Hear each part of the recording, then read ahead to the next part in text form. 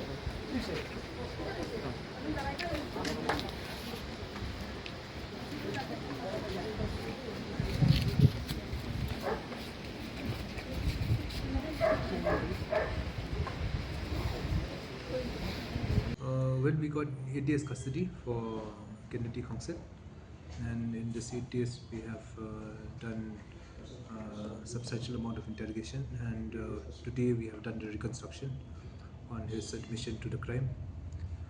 He has led the police team in the presence of independent witnesses of how he had committed the crime, where he had taken her behind the house to a public toilet and slammed her against one concrete structure and then disposed her body in a sack. So that is the gist of the reconstruction, and the special investigation team will be endeavoring to charge sheet the case as early as possible. The motive is though he had befriended her, but he got as per his initial interrogation, he had statement. He said that he got irritated, and in a reaction to